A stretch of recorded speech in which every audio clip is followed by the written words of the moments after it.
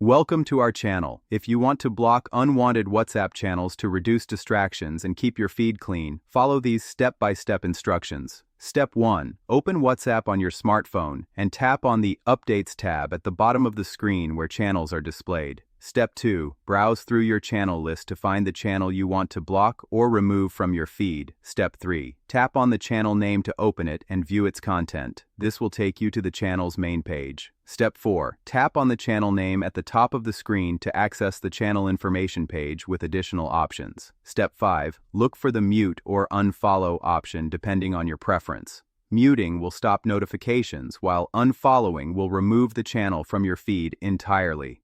Step 6.